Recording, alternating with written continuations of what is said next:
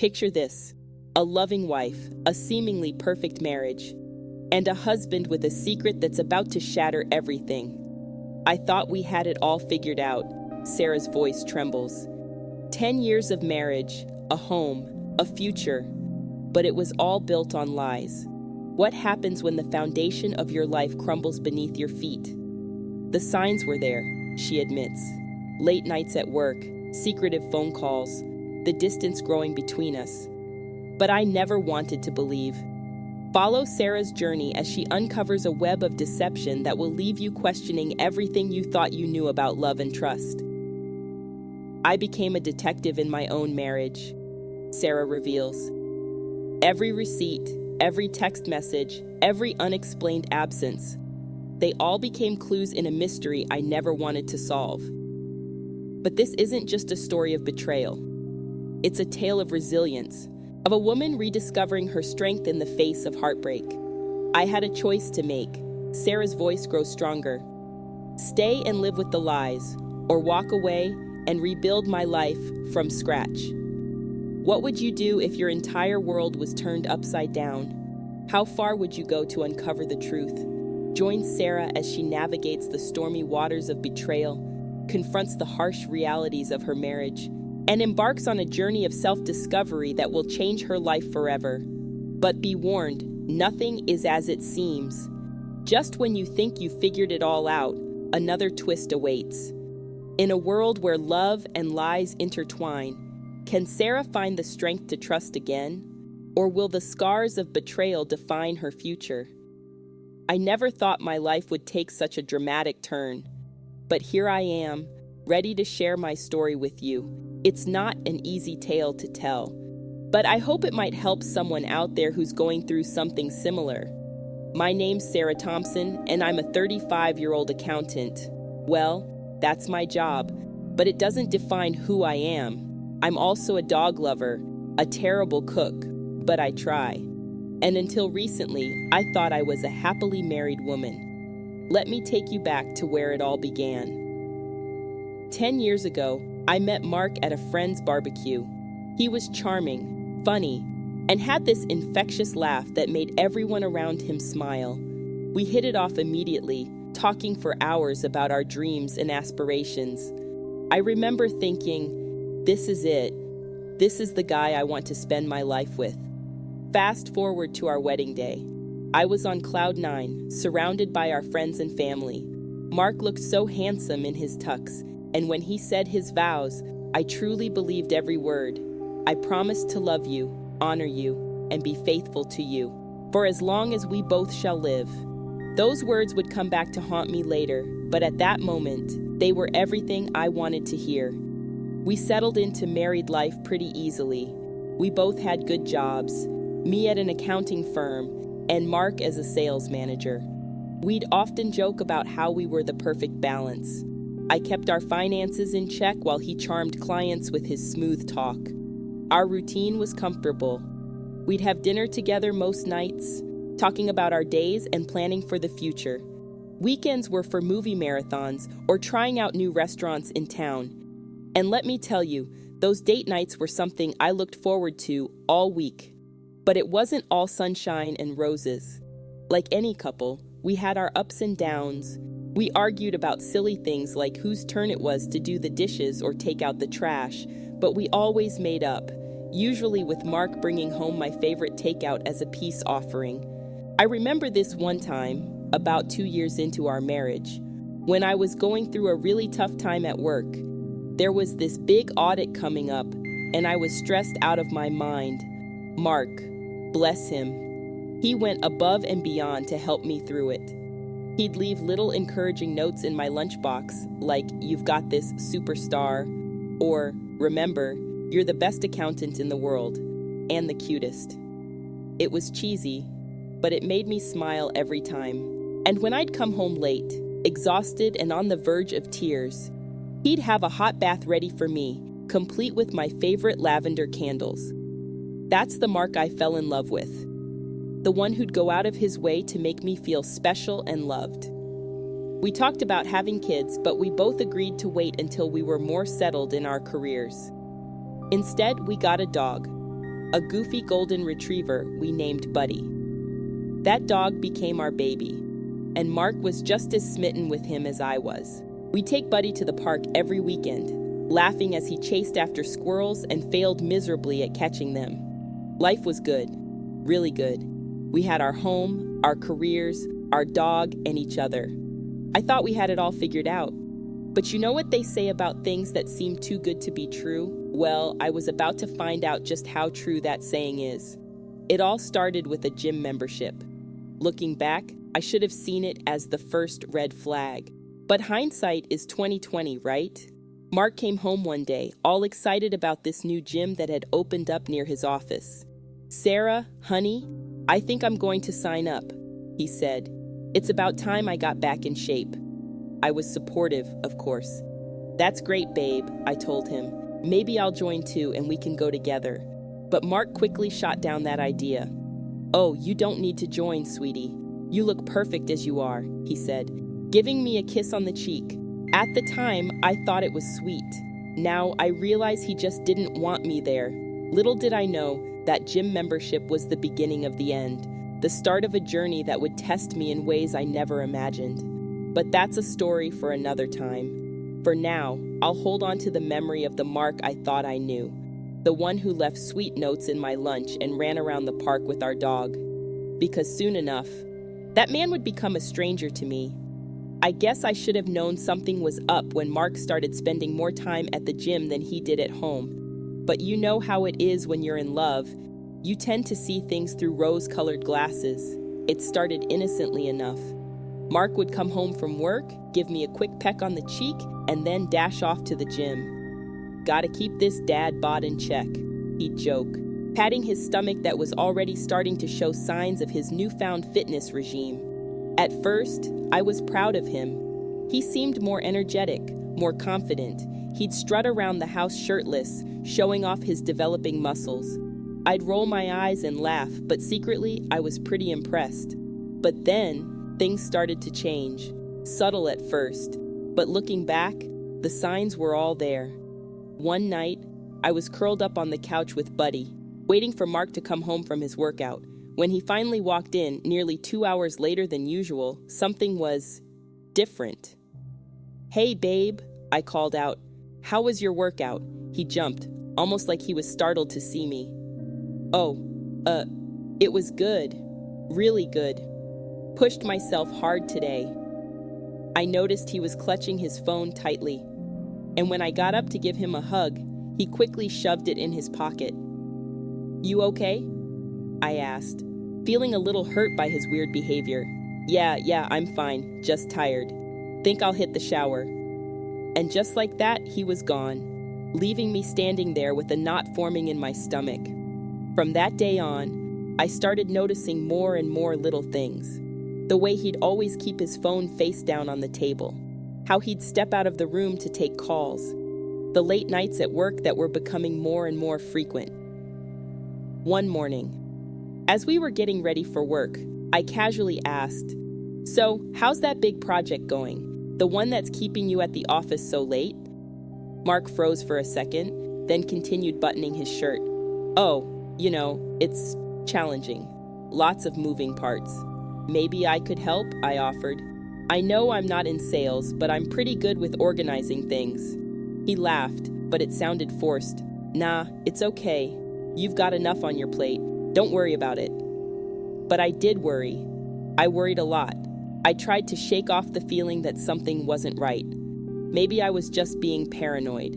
Maybe all those crime shows I'd been binging were making me see mysteries where there weren't any. But then came the night of our anniversary. I'd planned a special dinner at home, Mark's favorite lasagna, candles, the works. I even bought a new dress for the occasion, hoping to rekindle some of that spark we seemed to have lost. I waited, and waited, and waited. The candles burned low, the lasagna got cold, and still no Mark. When he finally stumbled in at 11 p.m., he reeked of alcohol and... was that perfume? "Oh shit," he mumbled when he saw the setup. "Sarah, I'm so sorry. I completely forgot. The guys at work, they insisted on taking me out for drinks and... it's our anniversary, Mark." I cut him off, my voice barely above a whisper. How could you forget? He ran his hand through his hair, looking everywhere but at me. I know. I'm an idiot. I'll make it up to you, I promise. But as I looked at him standing there, swaying slightly and still avoiding my eyes, I felt something inside me crack. This wasn't the Mark I married. This wasn't the man who used to leave sweet notes in my lunchbox or run around the park with our dog. Who was this stranger in my house? That night, as I lay in bed next to Mark's snoring form, I made a decision. I wasn't going to be the naive, trusting wife anymore. If something was going on, I was going to find out what it was. Little did I know, my amateur sleuthing was about to uncover more than I ever bargained for. But in that moment, all I felt was determination. No more rose-colored glasses for me. It was time to see things for what they really were. As I drifted off to sleep, I couldn't help but wonder, was this the beginning of the end? Or was it the start of something new? A stronger, wiser me? Only time would tell. But one thing was for sure. Things were about to change. Big time. After that disastrous anniversary night, things between Mark and me got, well, tense doesn't even begin to cover it. It was like walking on eggshells in our own home. The silence was deafening, broken only by stilted conversations about groceries or bills. I tried to give him the benefit of the doubt. I really did, but the more I paid attention, the more things just didn't add up. One morning, as I was getting ready for work, I overheard Mark on the phone in the other room. His voice was low, hushed, like he didn't want me to hear. "Yeah, I can't talk long," he was saying. "She's in the next room. No, don't worry. She doesn't suspect anything. I'll see you later. Okay?" My heart was pounding so hard I thought it might burst out of my chest. I wanted to storm in there, grab the phone, and demand to know who he was talking to. But I didn't. Instead, I quietly finished getting dressed and left for work without saying goodbye. That day at the office, I couldn't focus on anything. My mind kept replaying that conversation over and over. Who was he talking to? What didn't I suspect? The questions were driving me crazy. My coworker, Lisa, noticed something was off. "Sarah, Earth to Sarah," she waved her hand in front of my face. "You okay? You've been staring at that spreadsheet for like an hour." I forced a smile. "Yeah, just tired, I guess." Lisa didn't buy it. She pulled up a chair next to me. "Spill it, Thompson. What's going on?" I don't know why, but in that moment, everything just came pouring out. The missed anniversary, the late nights, the secretive phone calls. I found a note on the fridge. "Working late again. Don't wait up. M." I crumpled the note in my fist, fighting back tears.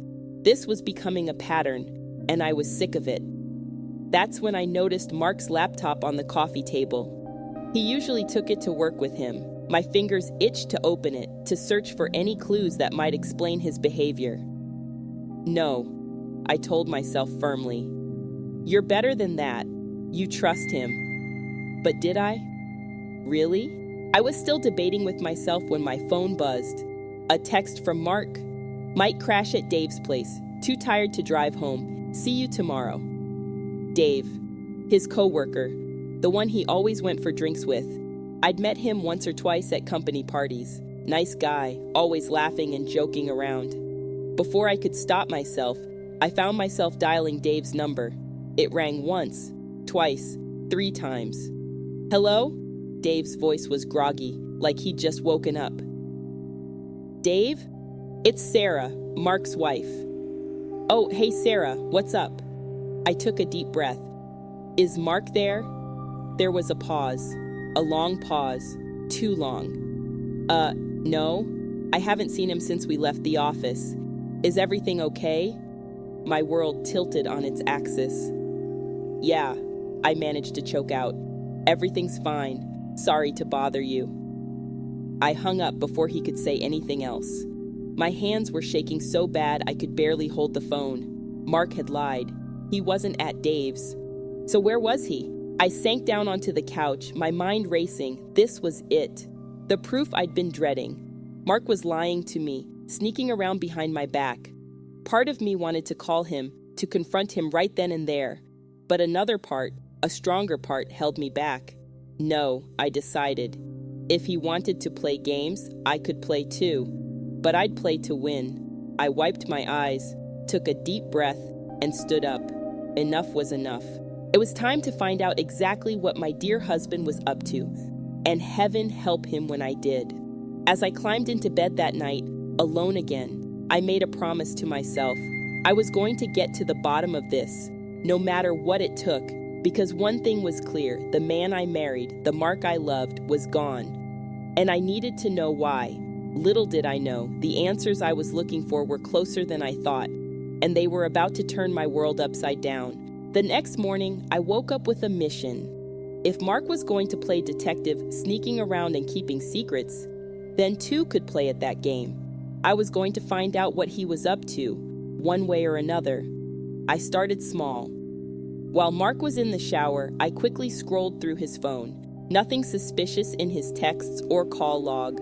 But then again, he wasn't stupid. If he was hiding something, he wouldn't leave it out in the open like that.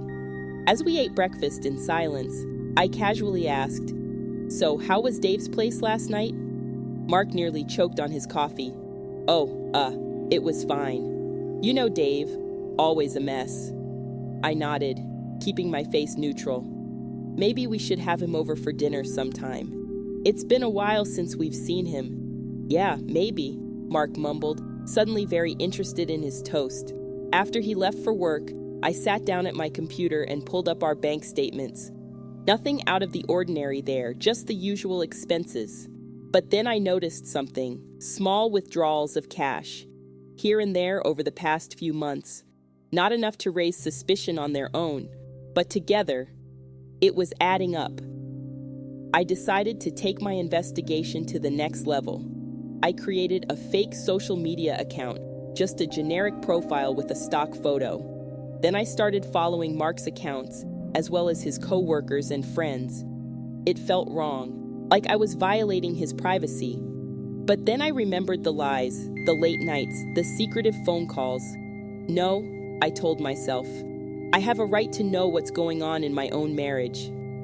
Days passed, and I kept digging. I'd check his pockets when he wasn't looking, hoping to find a clue. I'd listen in on his phone calls, trying to piece together what was going on. But Mark was careful. Too careful. One evening, as we were getting ready for bed, Mark said, "Hey, I've got to go out of town next week for a conference. It's last minute, but they really need me there." "Oh?" I said, trying to keep my voice casual. "Where's the conference?"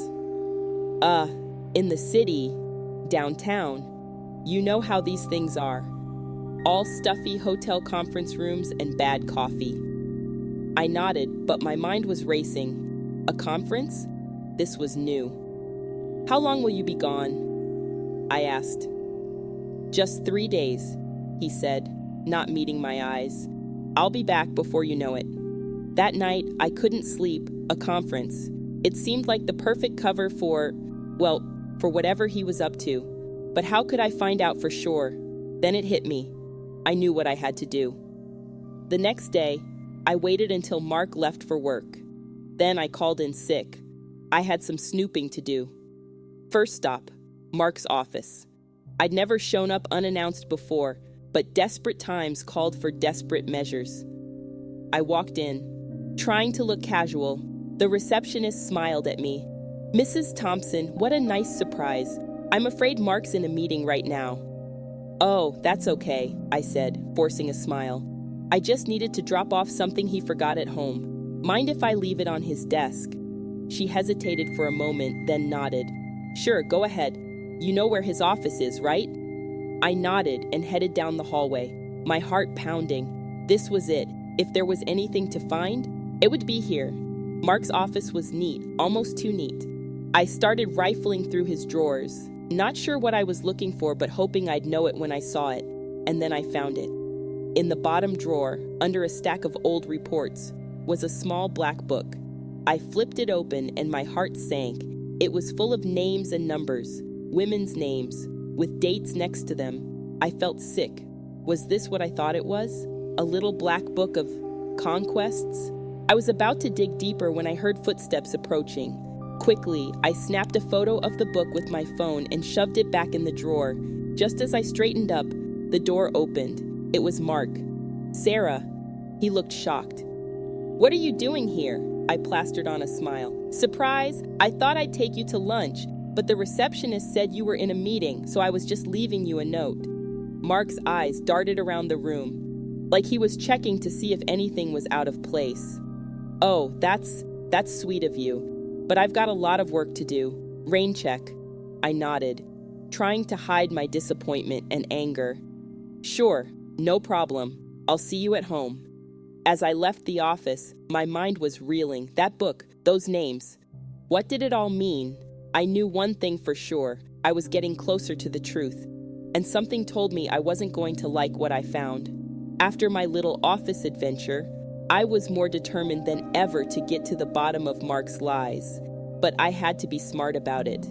If he caught on to my suspicions, he might cover his tracks even better. So I decided to play it cool. When Mark came home that night, I acted like everything was normal. I even made his favorite dinner, chicken parmesan. As we ate, I casually brought up his upcoming conference. "So, tell me more about this conference," I said, twirling pasta around my fork. "What's it about?" Mark hesitated for a second before answering. "Oh, just boring sales stuff. New strategies, market trends, that kind of thing." I nodded, pretending to be interested. "Sounds fascinating. Which hotel is it at? Maybe I could come visit you for dinner one night." The color drained from Mark's face. "Oh, I'm not sure yet. They haven't given us the details. Besides, I'll probably be in meetings most of the time. Wouldn't want you to waste a trip downtown." "Right," I said, forcing a smile. "Of course." That night, after Mark fell asleep, I snuck out of bed and grabbed his phone. I knew it was wrong, but I couldn't help myself. I needed answers. To my frustration, he'd changed his password. Of course he had. I tried a few combinations. Our anniversary date, his birthday, even Buddy's adoption day. Nothing worked. Defeated. I put the phone back and crawled into bed, my mind racing. What was he hiding, and how was I going to find out? The next day, I decided to take a different approach. Instead of snooping, I'd try to catch Mark in the act. When he left for work, I followed him. I felt like a character in one of those cheesy detective shows, ducking behind cars and trying to look inconspicuous, but I was desperate. To my disappointment, Mark went straight to his office. No secret rendezvous, no mysterious meetings, just a normal day at work. I was about to give up and go home when I saw him leaving the building around lunchtime. This was my chance. I tailed him to a nearby cafe. My heart was pounding as I watched him enter. Who was he meeting? Was this the moment I'd finally catch him red-handed? I waited a few minutes, then casually strolled into the cafe, pretending to be there for a quick coffee. And that's when I saw him, sitting alone at a table, engrossed in his phone. Part of me was relieved. Another part was frustrated. What was I missing? As I was about to leave, I overheard a snippet of his phone conversation. "Yeah, I've got it all arranged," he was saying in a low voice. "She doesn't suspect a thing. It'll be perfect." My blood ran cold. What did he have arranged? What was going to be perfect? I rushed out of the cafe, my mind spinning. I was more confused than ever. Over the next few days, I tried every trick I could think of to uncover Mark's secret. I checked his credit card statements, looking for suspicious charges. Nothing out of the ordinary. I even stooped so low as to follow him to the gym one evening. I sat in my car across the street, watching the entrance. Mark went in, worked out, and came out 2 hours later. No secret meetings, no mysterious women, just a normal gym session. I was starting to feel like I was losing my mind. Was I imagining all of this? Was my paranoia getting the best of me? But then I remembered the little black book in his office drawer, the secretive phone calls, the lies about staying at Dave's. No, I wasn't imagining things. There was something going on. I just couldn't figure out what. As Mark's conference approached, I grew more and more anxious. I knew this was my last chance to uncover the truth before he left. The night before he was supposed to leave, I decided to make one last attempt. While Mark was in the shower, I snuck into his home office and started searching. I looked everywhere, drawers, file cabinets, even behind the paintings on the wall. Hey, you never know. Just as I was about to give up, I noticed something sticking out from under a stack of papers on his desk. It was a receipt from a jewelry store. My heart skipped a beat. A jewelry store? Was this what all the secrecy was about? Was he planning some grand romantic gesture? For a moment, I felt a glimmer of hope. Maybe I had it all wrong. Maybe Mark wasn't cheating. Maybe he was just planning a surprise for me. But then I looked closer at the receipt. The date of purchase was our anniversary, the same day he'd forgotten and come home late, reeking of alcohol and perfume. And the item description? A diamond necklace. Definitely not my style. I've always preferred simple jewelry. And Mark knew that. No, this necklace wasn't for me. And suddenly, all the pieces started falling into place. The secret phone calls, the late nights at work, the mysterious cash withdrawals, and now, an expensive piece of jewelry bought on our anniversary. I sank into Mark's office chair, the receipt clutched in my trembling hand. I'd been so focused on finding proof, and now that I had it, I almost wished I didn't, because now I knew. My husband, the man I'd loved and trusted for 10 years, was cheating on me, and his conference? I was willing to bet my last dollar it was just a cover for a romantic getaway with his mistress. As I heard the shower turn off, I quickly put everything back in place and slipped out of the office. My mind was made up. I knew what I had to do next. It was time to confront Mark. And this time, I wasn't going to let him lie his way out of it. I spent the entire night tossing and turning, the jewelry store receipt burning a hole in my memory. By the time morning came, I was a bundle of nerves and determination. Today was the day. The day I'd confront Mark and finally get the truth. As we ate breakfast in silence, I watched him, wondering how he could sit there so calmly, knowing what he'd done. How many mornings had we spent like this, with his betrayal hanging in the air between us, unspoken? So, I said, trying to keep my voice steady. Are you all packed for your conference? Mark nodded, not looking up from his phone. Yep, all set. What time does your flight leave again? He hesitated for a split second. 2 p.m. Why? I shrugged, trying to appear casual. Just wondering if you needed a ride to the airport. Nah, I'll just grab a cab. Don't want you to have to fight the traffic. Of course he didn't want me to drive him, because there was no flight. No conference. Just a web of lies that was about to come crashing down. After Mark left for work, I sprang into action. I called my boss and took the day off. Then I started packing a bag. If Mark could have a getaway, so could I. As I was throwing clothes into a suitcase, my phone buzzed. A text from Lisa. Hey girl, how are you holding up? Want to grab lunch? I hesitated for a moment, then replied, Rain check, something came up. I'll explain later. I couldn't drag Lisa into this mess, not yet anyway. By noon, I was ready. I'd packed a bag, called a friend to take care of Buddy, and steeled my nerves for what was to come. Now, I just had to wait for Mark to come home. The hours crawled by. I paced the living room, rehearsing what I was going to say. How do you confront your husband of 10 years about cheating? Is there a right way to do it? At 1:30, I heard Mark's car pull into the driveway. This was it, showtime. He walked in, suitcase in hand, and froze when he saw me. Sarah, what are you doing home? I stood up, my heart pounding. Funny, I was about to ask you the same thing. Shouldn't you be heading to the airport? Mark's face paled.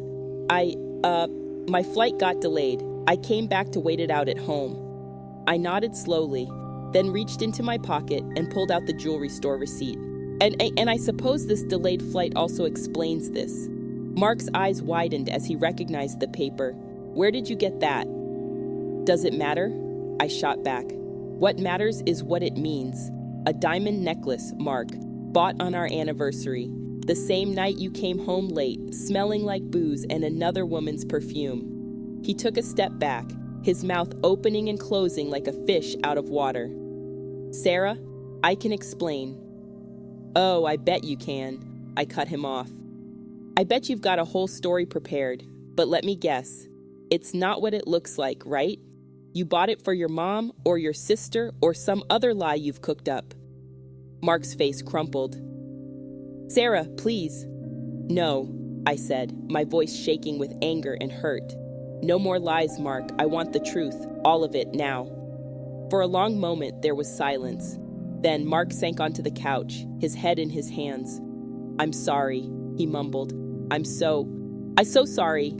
I stood there, waiting. Part of me wanted to scream, to throw things, to make him feel even a fraction of the pain I was feeling. But I held it together. I needed answers more than I needed vengeance, at least for now. How long? I asked, my voice barely above a whisper. Mark looked up, his eyes red. 6 months, he admitted. It started as just a fling, but then... But then what? I demanded. You fell in love. Is that what you're going to tell me? He shook his head. No, it's not like that. It's complicated. I laughed bitterly. Complicated, right. Because cheating on your wife of 10 years is such a complex situation. Sarah, please, Mark pleaded. Can we talk about this? Really talk? I looked at him, this man I thought I knew better than anyone in the world. This man who had shared my bed, my life, my dreams for the past decade. This man who had betrayed me in the worst possible way. Fine, I said, sitting down in the armchair across from him. Talk. Tell me everything. And I mean everything, Mark. Because if I catch you in one more lie, I swear to God, I'm walking out that door and never coming back. As Mark began to speak, spilling out the sordid details of his affair, I sat there, my mind reeling. This was it. The moment of truth. The moment that would define the rest of my life. Little did I know, this painful conversation was just the beginning. The real challenge, the fight for my dignity, my self-respect, and my future, was yet to come. As Mark spilled the beans about his affair, I felt like I was watching a train wreck in slow motion. Every word was a blow, each detail another crack in the foundation of our marriage. Her name is Jessica, Mark said, his voice barely above a whisper. She's a new client at work. We met at a company event 6 months ago. I gripped the arms of my chair, trying to steady myself. And the necklace? Mark winced. It was for her birthday. I forgot our anniversary because I was planning her surprise party. The room started spinning. I closed my eyes, took a deep breath, and then opened them again, fixing Mark with a steely gaze. Go on. And so he did. He told me about the stolen moments in his office, the fabricated business trips, the lies he'd spun to keep me in the dark. With each word, I felt my world crumbling around me. Why? I finally asked, my voice cracking. Why her? Why throw away 10 years of marriage? Mark ran his hands through his hair, looking lost. I don't know, Sarah. It just happened. She made me feel young again, exciting, like the guy I used to be before mortgages and responsibilities. I laughed bitterly. And I made you feel old and boring, is that it? No. It's not like that, it's just, I got caught up in the excitement. I never meant for it to go this far. As he spoke, I found myself thinking back to the early days of our relationship. The butterflies, the stolen glances, the thrill of new love. When had we lost that, and was it enough of a reason to throw everything away? Do you love her? I asked, dreading the answer. Mark hesitated, then shook his head. No, I thought I did, but no, it was infatuation. Not love. I nodded slowly, processing his words. Part of me was relieved, but another part was even more hurt. He'd thrown away our marriage for something that wasn't even love. What about the conference? I asked, remembering the lies that had led us here. Mark looked down, ashamed. There is no conference. Jessica and I, we were planning a weekend getaway. The final piece of the puzzle clicked into place. All the lies, the secrecy, the late nights, it all made sense now, and it made me sick to my stomach. I think I'm going to be sick, I muttered, rushing to the bathroom. As I emptied the contents of my stomach, I could hear Mark calling my name, his footsteps approaching, but I couldn't face him, not yet. I splashed cold water on my face and looked at myself in the mirror. Who was this woman staring back at me? With her red-rimmed eyes and pale face, she looked nothing like the confident, happy woman I used to be. When I finally emerged from the bathroom, Mark was pacing the living room. He looked up when he saw me, his face a mask of guilt and worry. Sarah, I held up a hand, cutting him off. Don't say anything right now. I walked over to the window, staring out at the neighborhood we'd called home for the past 5 years. How many of our neighbors had gone through something like this? How many seemingly happy couples were hiding secrets and lies behind their perfectly manicured lawns? What happens now? I asked, not turning around. I could hear Mark shift uncomfortably behind me. I don't know. What do you want to happen? I whirled around, anger flaring up again. What do I want? I want the last 6 months of my life back, Mark. I want to go back to being the woman who trusted her husband completely. I want to unknow everything I've learned today. Mark flinched at my outburst. I'm so sorry, Sarah. If I could take it all back, I would. I love you. I really do. His words, which once would have melted my heart, now felt like daggers. Love me, you've got a funny way of showing it. We stood there in silence, the weight of his confession hanging heavy between us. I knew I had a decision to make, but I felt paralyzed. Stay and try to work things out. Leave and start over. Both options seemed equally impossible. I need some time, I finally said. I can't be here right now. I walked to the door, grabbing my pre-packed bag on the way. Mark stepped forward, reaching out. Sarah, please, where are you going? I paused at the door, not looking back. I don't know, and even if I did, I wouldn't tell you. You don't get to know everything about my life anymore, Mark. As I walked out, I could hear him calling my name, but I didn't turn back. I couldn't. I got in my car and just started driving, no destination in mind. Tears streamed down my face as I replayed the last few hours in my mind. How had my life come to this? As I drove, I realized something. The pain, the betrayal, the anger, it was all still there, raw and overwhelming. But underneath it all, there was something else. A tiny spark of relief. Relief that I finally knew the truth. Relief that I no longer had to play detective in my own marriage. And maybe, just maybe, relief that I now had the chance to rediscover who I was without Mark. I didn't know what the future held. I didn't know if I could ever forgive Mark, or if I even wanted to. But I did know one thing. This wasn't the end of my story. It was just the beginning of a new chapter. And as I drove into the unknown, that thought gave me the tiniest glimmer of hope. I drove for hours, my mind a whirlwind of emotions. When I finally stopped, I found myself in front of Lisa's apartment building. Without thinking, I got out of the car and rang her buzzer. Sarah? Lisa's voice crackled through the intercom. What are you doing here? I couldn't find the words. How do you tell your best friend that your life has just fallen apart? Lisa must have sensed something was wrong because the next thing I knew, she was at the door, pulling me into a hug. Oh, honey, she whispered. What happened? Once we were inside, the whole story came pouring out.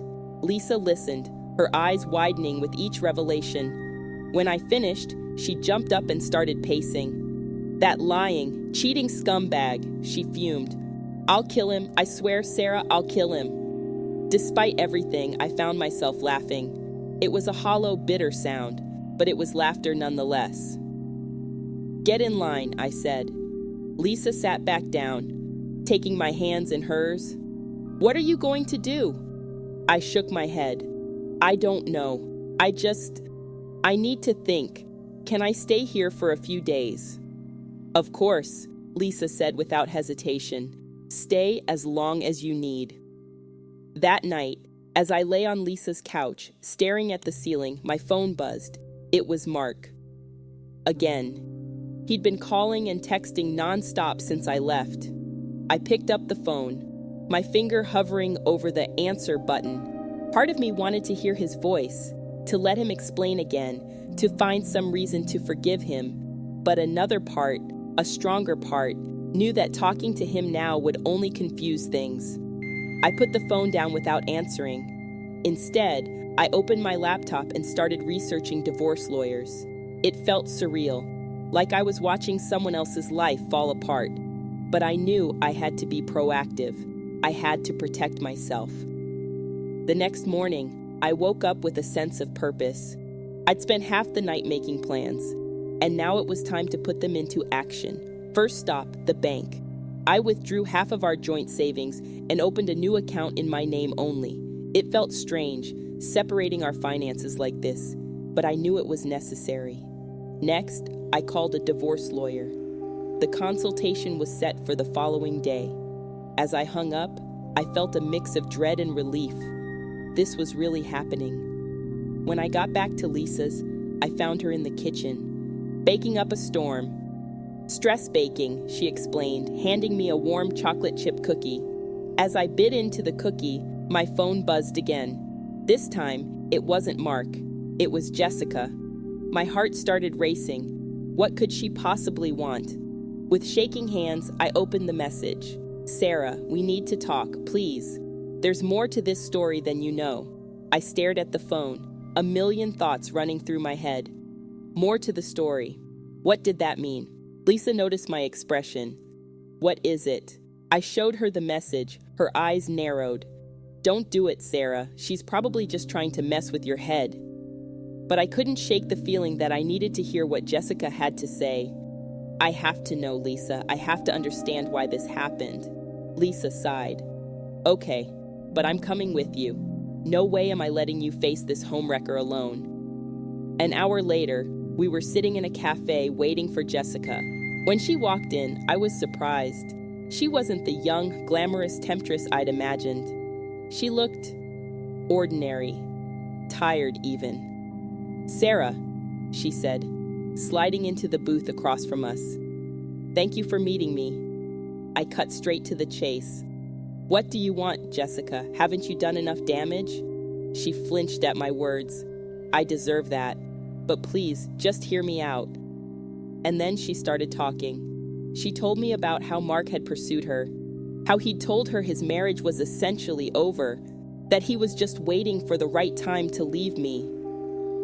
"I'm not trying to excuse what we did," Jessica said, her eyes filled with tears. "It was wrong. But I thought he loved me. I thought we had a future." As she spoke, I felt a strange mix of emotions. Anger, of course, but also pity. This woman had been duped, just like I had. "When did you find out the truth?" I asked. Jessica looked down at her hands. "Last week, I overheard him on the phone with you talking about your anniversary. That's when I realized he'd been lying to both of us." I sat back, stunned. All this time, I'd been blaming Jessica, seeing her as the villain in my story. But she was just another victim of Mark's lies. "I'm so sorry, Sarah," Jessica said, reaching across the table. I instinctively pulled my hand away. "I never meant to hurt you. If I'd known the truth..." I held up a hand, stopping her. "I appreciate you telling me this, Jessica. But it doesn't change what happened. It doesn't fix anything." She nodded, wiping away a tear. "I know. I thought you deserved to know the whole truth." As Jessica left, Lisa turned to me. "Well, that was unexpected." I nodded, still processing everything I'd heard. "Yeah, it was." On the drive back to Lisa's, I was quiet, lost in thought. Jessica's revelation had changed things, but not in the way I expected. Instead of making me feel better, it just made me angrier at Mark. He hadn't just betrayed me. He'd manipulated and hurt Jessica too. The man I married, the man I thought I knew, was capable of hurting not just one woman, but two. When we got back to Lisa's apartment, I made a decision. I picked up my phone and dialed Mark's number. He answered on the first ring. "Sarah, oh, thank God. I've been so worried.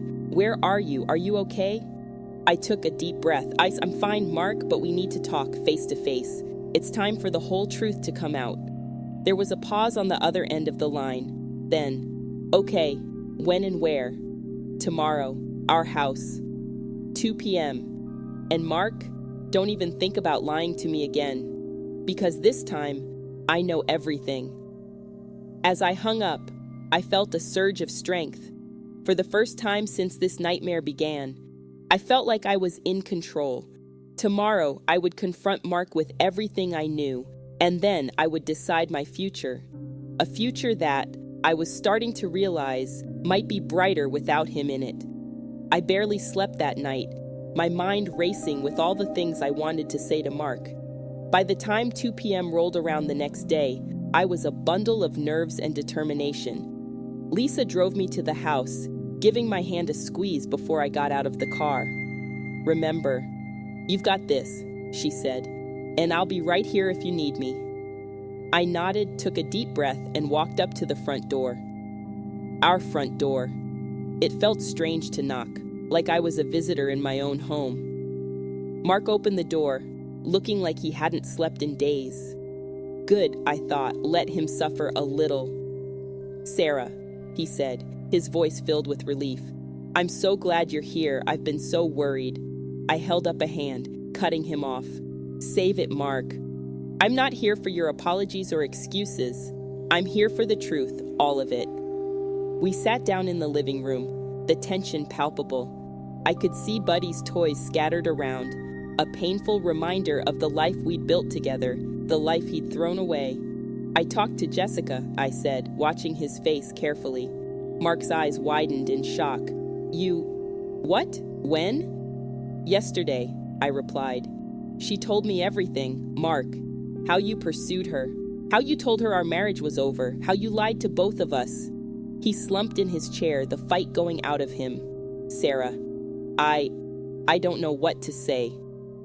"How about the truth?" I snapped. "For once in your life, Mark, just tell me the truth. Why? Why did you do it?"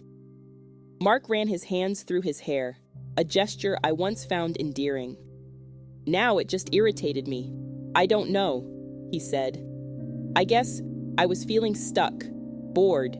Jessica was new and exciting, and I got caught up in it. I never meant for it to go so far." I laughed bitterly. "I stuck? Bored? Is that really the best you can do? We built a life together, Mark. We had plans, dreams, and you threw it all away because you were bored." He looked at me, his eyes pleading, "And I know I messed up, Sarah. I know I hurt you, and I'm so sorry, but I love you. Can't we try to work this out?"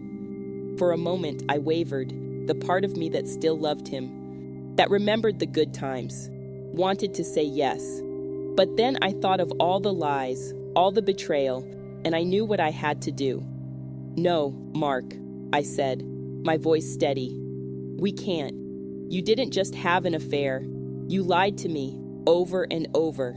You manipulated me and Jessica. You broke the trust that was the foundation of our marriage. There's no coming back from that." Mark's face crumpled. "Sarah, please, I'll do anything. Counseling, therapy, whatever you want. Just give me another chance." I stood up, suddenly feeling calm. "I'm sorry, Mark, but no, I deserve better than this. I deserve someone who respects me, who's honest with me, someone who doesn't throw away 10 years of marriage because they're bored." As I walked to the door, Mark called out, "What about Buddy, our house, our life together?" I turned back to him. "We'll figure out the details later. For now, I think it's best if we don't contact each other except through our lawyers." "Lawyers?" Mark echoed, his face pale. You're really doing this? I nodded. I am. It's over, Mark. I'm filing for divorce. With that, I walked out, closing the door on my old life. Lisa was waiting in the car, and as soon as I got in, the tears I'd been holding back started to fall. "Oh, honey," Lisa said, pulling me into a hug. "Let it out. It's okay." And I did. I cried for the love I'd lost, for the trust that had been broken, for the future I'd planned that would never come to be. But mixed in with the tears of sadness were tears of relief, of freedom. Over the next few weeks, I threw myself into rebuilding my life. I found a small apartment, moved out of our house, and divided our belongings. It was painful, seeing our life together reduced to who gets what, but it was also cathartic. I started seeing a therapist, working through my feelings of betrayal and learning to trust again, starting with trusting myself. I'd ignored my intuition for too long, made excuses for Mark's behavior. Never again. Work became my sanctuary. I threw myself into my job, taking on extra projects and staying late at the office. My boss noticed my increased dedication and hinted at a possible promotion, but it wasn't all work. Lisa made sure I got out, dragging me to yoga classes and girls' nights out. Slowly, I started to remember who I was before Mark, before I became half of a couple. And you know what? I kind of liked her. One night, as Lisa and I were having wine on her balcony, she turned to me and asked, "How are you really doing, Sarah?" I thought about it for a moment. You know what? I'm okay. I mean, it still hurts. I still have moments where I miss him, where I wonder what could have been. But I'm starting to see this as an opportunity, not just an ending. Lisa smiled. "That's my girl. You're stronger than you know, Sarah. You're going to come out of this better than ever." As I sipped my wine, looking out at the city lights, I realized she was right. This wasn't the end of my story. It was just the beginning of a new chapter. A chapter where I was the author, where I got to decide what happened next. And for the first time in a long time, I was excited to see what the future held. As weeks turned into months, I found myself settling into a new rhythm. My days were filled with work, therapy sessions, and rediscovering old hobbies I'd let slide during my marriage. Evenings were for catching up with friends or curling up with a good book and buddy who I'd fought tooth and nail to keep in the divorce. One morning, as I was getting ready for work, I caught sight of myself in the mirror and paused. The woman staring back at me wasn't the broken, betrayed wife I'd been just a few months ago. She looked stronger, happier even. I was so lost in thought that I almost missed the call from my lawyer. "Sarah," she said, her voice excited, "I've got great news. We've finalized the divorce settlement, and it's even better than we hoped." As she rattled off the details, I felt a weight lift off my shoulders. It was over. Really, truly over. That night, Lisa insisted on taking me out to celebrate. As we clinked glasses, she grinned at me. "To new beginnings," she said. "To new beginnings," I echoed, feeling a spark of excitement for what the future might hold. The next day at work, my boss called me into his office. I'd been putting in extra hours, taking on more responsibilities, and it hadn't gone unnoticed. "Sarah," he said, smiling warmly, "I've been very impressed with your work lately, which is why I'd like to offer you a promotion. Senior accountant, with a significant pay raise." I was stunned. "Thank you, sir. I don't know what to say." He chuckled. "Say yes, Sarah. You've earned it." As I left his office, my head spinning with the news, I bumped into Dave from sales, Mark's old friend. "Sarah," he said, looking surprised. "I heard about, well, everything. How are you doing?" I was about to give my usual "I'm fine's" response when I realized something. I actually was fine. Better than fine, even. "I'm doing great, Dave," I said, and I meant it. "In fact, I just got promoted to senior accountant." Dave's eyebrows shot up. "Wow, that's fantastic. Congratulations." As we chatted, Dave filled me in on some office gossip. Apparently, Mark hadn't been doing so well since our split. He'd been demoted after losing a major client, and rumors were swirling that he might be let go soon. I was surprised to find that the news didn't give me the satisfaction I thought it would. Instead, I felt a twinge of pity, quickly followed by relief that it wasn't my problem anymore. That weekend, I decided it was time for a change. I'd been living in my little post-divorce apartment for months, and while it had been a safe haven, it was time to move forward. With Lisa's help, I found a beautiful townhouse closer to the office. As we were moving boxes in, Lisa nudged me. "Hey, check out the neighbor. Total hottie alert." I looked up to see a tall, handsome man walking his dog. He caught my eye and smiled, giving a friendly wave. "Go talk to him," Lisa urged. I hesitated. "I don't know, Lisa. I'm not sure I'm ready for that yet." She put her hands on my shoulders. "Sarah, listen to me. You've come so far. You're killing it at work. You've got this gorgeous new place, and you're happier than I've seen you in years. Maybe you're not ready for a relationship, but who says you can't make a new friend?" Taking a deep breath, I nodded. "You're right, I can do this." I walked over to where the man was standing with his dog. "Hi," I said, smiling. "I'm Sarah. I just moved in." He smiled back, his eyes crinkling at the corners. "Welcome to the neighborhood. I'm Chris, and this is Max." As we chatted, I felt something I hadn't felt in a long time, a flutter of excitement, a spark of possibility. Later that night, as I was unpacking in my new home, my phone buzzed. It was a text from an unknown number. Curious, I opened it. It was Mark. "Heard about your promotion. Congratulations. I'm happy for you. I know I messed up, but I hope one day you can forgive me. Take care, Sarah." I stared at the message for a long time, a mix of emotions washing over me. Then, slowly, I deleted it. Mark was my past. This new life, this new me, that was my future. As I looked around my new home, I felt a sense of peace wash over me. The past few months had been a roller coaster, full of pain and tears, but also growth and self-discovery. I'd learned that I was stronger than I ever knew, that I could survive heartbreak and come out the other side, not just intact, but thriving. That the end of my marriage wasn't the end of my story. It was just the beginning of a new chapter.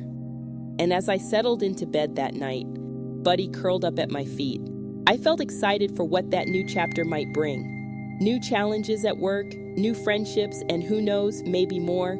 With neighbors like Chris, new adventures I couldn't even imagine yet. For the first time in a long time, I fell asleep with a smile on my face, looking forward to what tomorrow might bring, because now I knew, whatever life threw at me, I could handle it. I was Sarah Thompson, survivor, thriver, and author of my own Happily Ever After. And you know what? That was more than enough.